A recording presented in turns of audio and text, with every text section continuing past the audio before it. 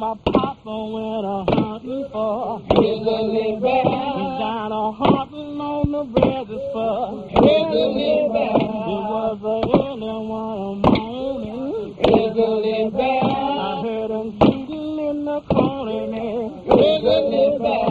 Well, his leg usually. Grizzly bear. Well, Lord have mercy. Grizzly bear. To find the bear on the old grass there. Grizzly bear. To find him down on the grass there. Grizzly bear. You know I ain't scared of no bear. Grizzly bear. Because the lucky where they killed him there. Grizzly bear. Well, the grizzly bear. Grizzly bear. Well, Lord have mercy. Grizzly bear. Just a night time. This is where we keep some of our old field recording equipment. You see here an old wax cylinder Edison recorder that was first used to record. And then over here, we have the kind of machine that Alan Lomax would have used in the field in the 1940s, maybe a bit earlier. And we can see it's a large disc cutting machine. It has several different components to it. It's got a handle, so supposedly it's portable. You can take this out into the field, but it's pretty heavy. And you can take a disc and put it on the turntable like this and set the mechanism over it, and this would record the sound from the microphone. It would etch it into the acetate disc. Microphone might look something like this here. Of course, this isn't connected, but imagine the cable going from here into the machine, and Alan Lomax sitting there holding the microphone, or perhaps it's on a stand and recording a fiddler or a singer or whoever it happened to be.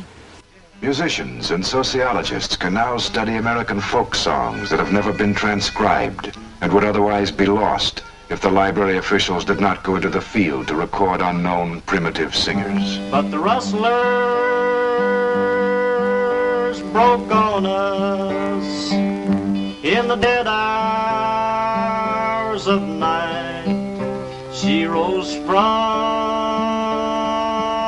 her blanket, a battle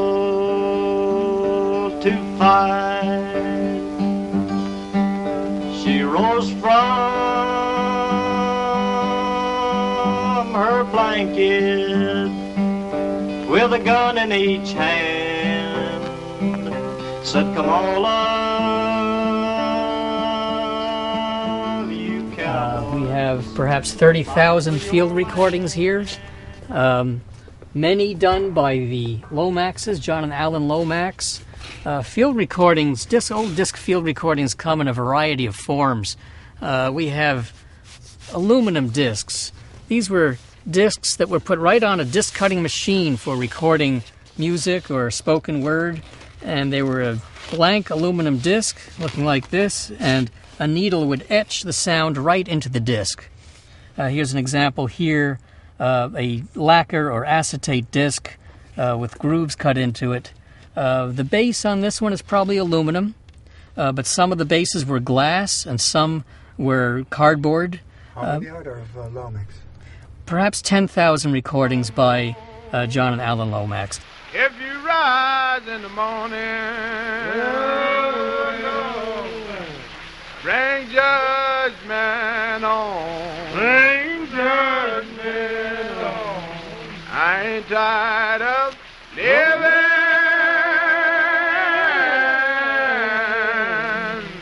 but I got so long. Go down, old Hannah. Well, don't you rise no more. Don't you rise no more. Go down, old Hannah.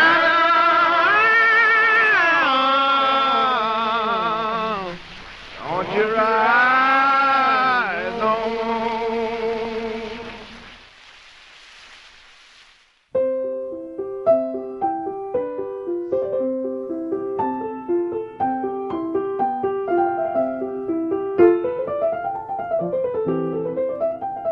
At the age age of 20, I came to live in New York. I was a very gifted pianist.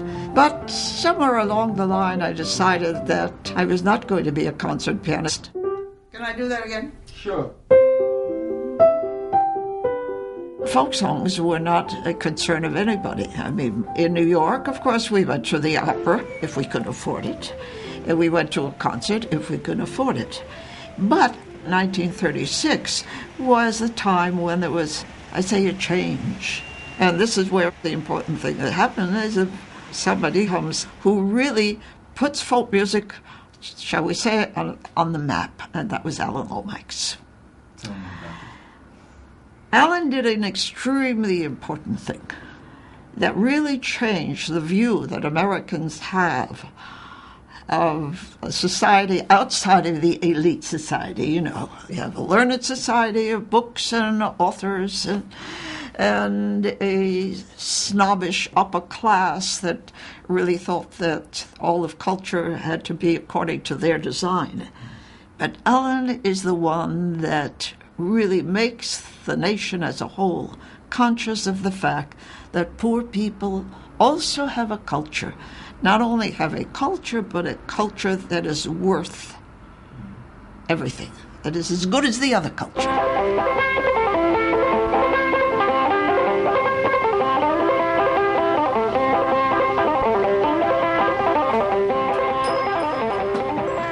Pete, welcome. Wonderful to see you. Come on in.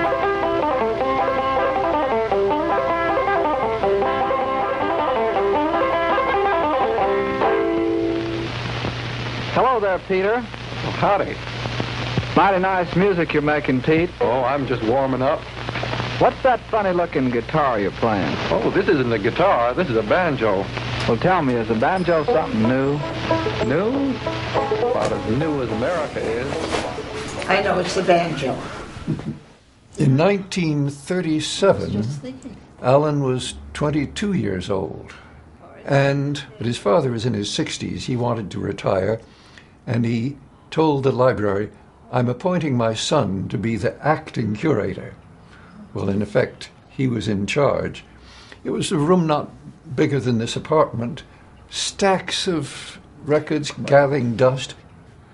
He had to catalog them. So I did a preliminary job of listening to records, and I'd listen to them and say, oh, this is a good one. It's the real thing. Or I'd say, this is just commercial junk. Well, he had the energy of a young man, and during the next 6 years, he did more probably than most men would do in their lifetime. What shall I say? A man with a colossal ego, confidence. I mean, he was so powerful. I mean, he just overwhelmed everybody, I think, when you got to know Alan. And I'm sure that helped him enormously when he spoke to the big record companies, radio. He certainly didn't go with his hat in his hand, as we say, and beg.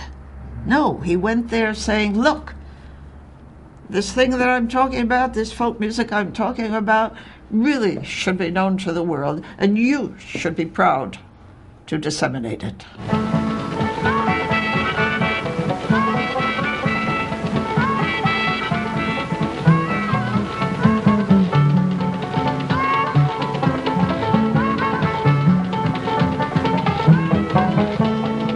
Well, you're in Greenwich Village now, where people come to get away from America.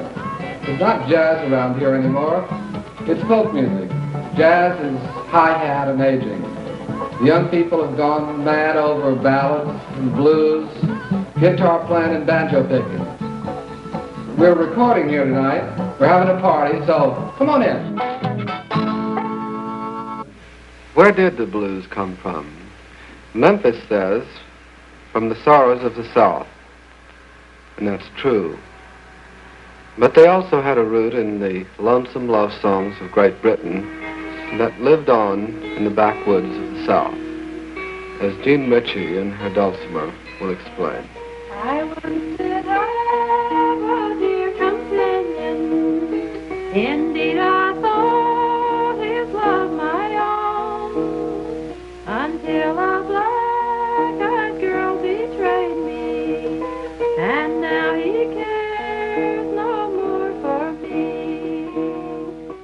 first met Alan Lomax in 1947 when I came to New York City from Kentucky. He said, "Sing me a song," so I sang him an old ballad, and he said, "Do you know any more?" And I said a few more, the family repertory. So he said, "Well, I want to record everything you know for the Library of Congress." So sweetly sleeping and dreaming in some soft repose, while He was very single-minded about music. Almost everything that he did or talked about had something to do with music. And he was always looking for different kinds of music, even in those days. He had a big picture in his mind of all the things he wanted to get done before he left the world. And so he was in a hurry. He knew that he didn't have time to do it all. And even when I first met him, I could see that this view of the big picture started to form. And he started telling me all the things that he wanted to do in the world.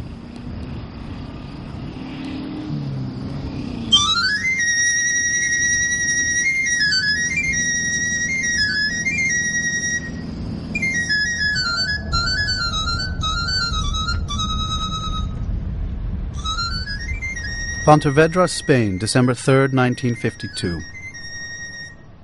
Dear Elizabeth, here is your check for December. I also send you a Christmas check. Buy something pretty with it, a dress or something that you need. And buy something for Anna, something that I would buy for her.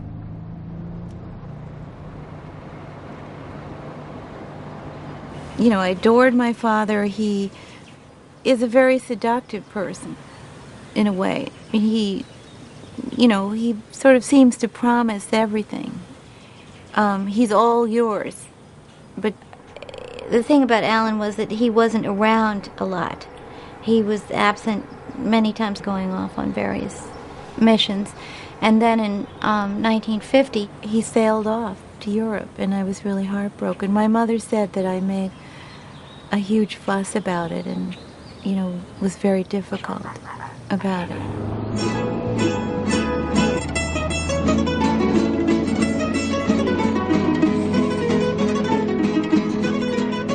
I cross over the mountains into the grey plains of Aragon. This is the land of the Jota, embraced by the official fascist folklore revival. However, one must admit that, despite the influence of Italian opera, the Jota of Zaragoza is quite magnificent.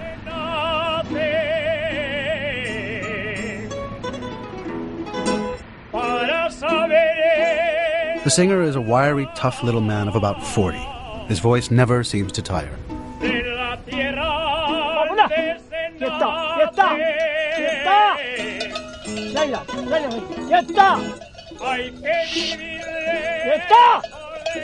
¡Déjala! ¡Fuera! ¡Fuera! ¡Fuera!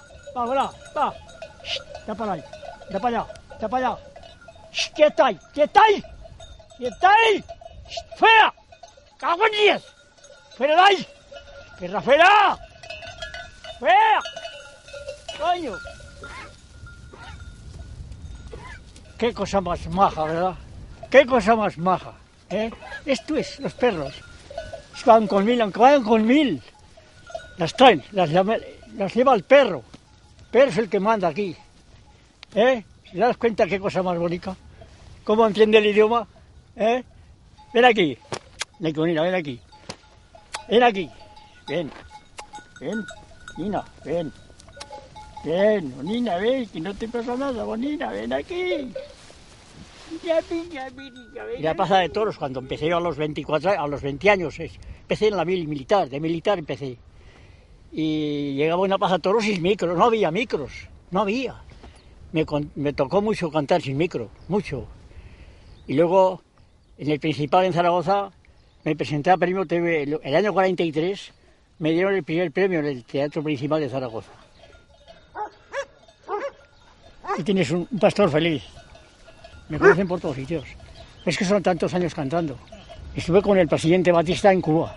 Estuve en Nueva York con los Kennedys. Estuve con Hassan II en Marruecos, en el Palacio de Fez. Estuve con los reyes de Holanda, con la reina Julia y el príncipe Bernardo. en el Palacio de Ámsterdam.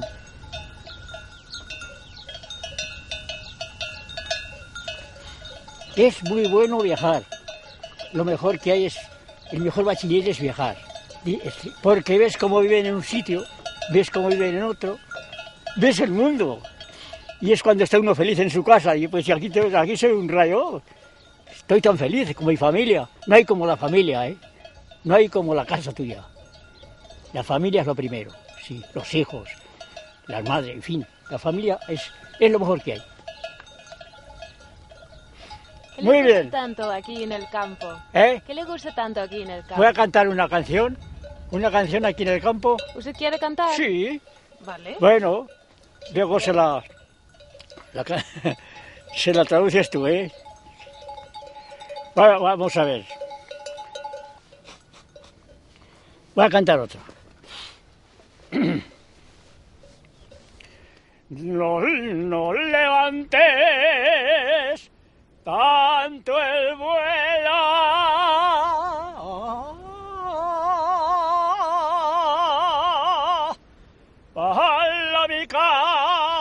palomica,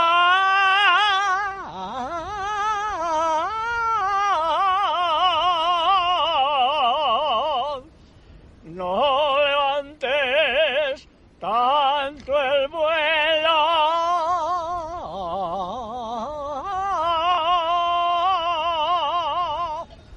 porque te saldrás de España.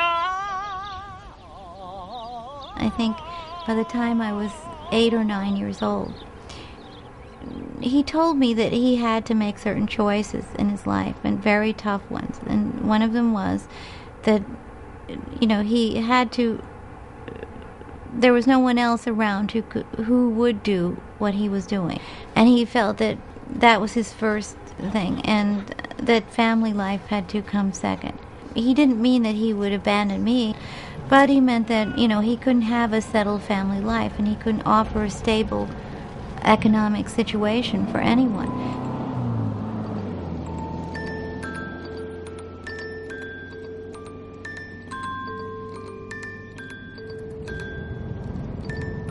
If I have not been writing to you lately, it's because I've been engrossed in this strange, beautiful, exhausting, and time-consuming profession of mine.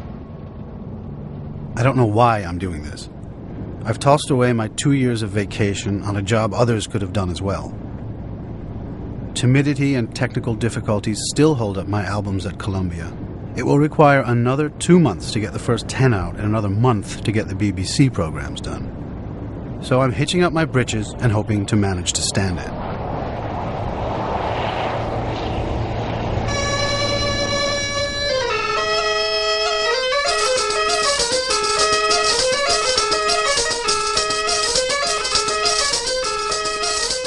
See, he had embarked on this series, this project, a little project as I call it, of recording the whole world. He went to Spain and nobody had done recording it, so he did it himself. There was nobody there who had done any previous recording like I had in England. So he did the job himself. Wonderful job.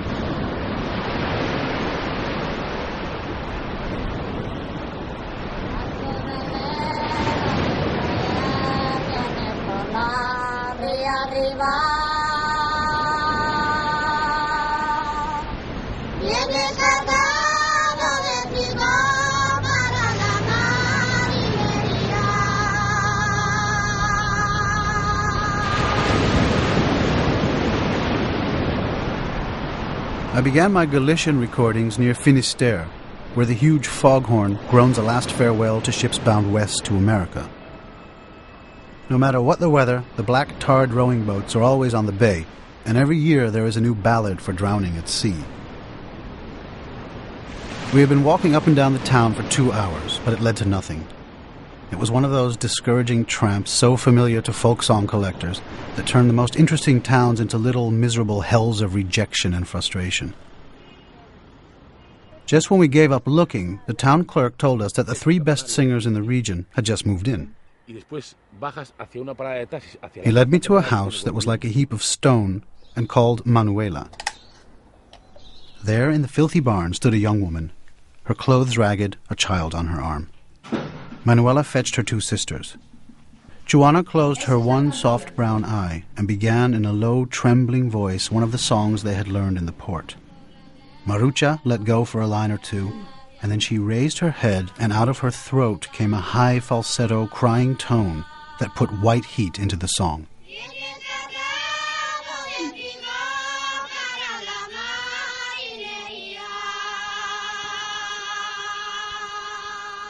Una canción muy bonita.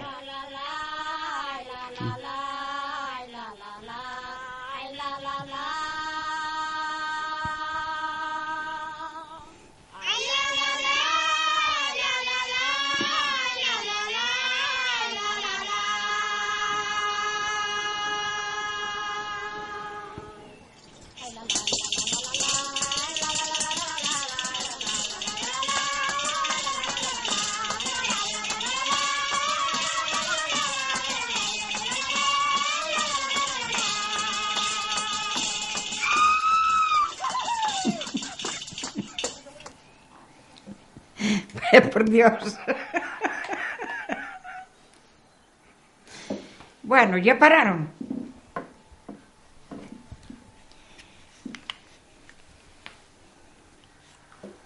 Usted canta mucho con el alalá, ¿no? El chorus. Claro. ¿Usted podría cantar una para nosotros? Si estuviera otra conmigo, sí. Porque yo empiezo a cantar, pero se me acalla la garganta y ya no soy capaz de cantar. Un poquito, nada más. Hola, Josefa.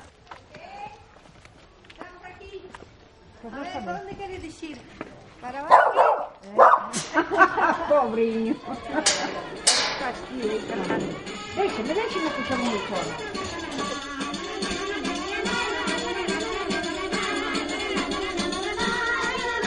Son las 2 que cantan ahí.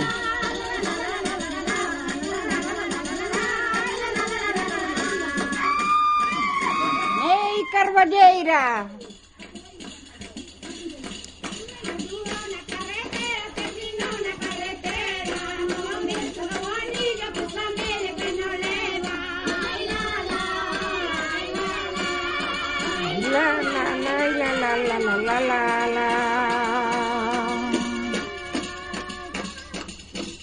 Era bueno, era humilde, era muy cariñoso con la gente, era un señor educado. ¿Cómo se notaba esto? Se notaba en la manera que él tenía de hablar y de explicar las cosas y todo eso, que era un señor bueno, sabía tratar muy bien a la gente, se explicaba mucho. Pues cuando estábamos todas juntas, el señor que nos pidió que se cantara para él grabar, pues nos puso todas en fila. Primero cogió la voz de una, después de otra y después la última, que era yo. Y entonces empezamos todas y él pidió que hubiera una voz que le levantara. Y la que más levantaba era yo. Era más joven, claro, ahora no levanto. Pero de aquella sí. Y ella cantaba muy alto. Pero yo cantaba, porque yo cuanto más alto canta una persona, pues yo subo más la voz. Van de todos a Ruiña, van de todos a Ruada. Que si vos quitan no vindes todos los mozos.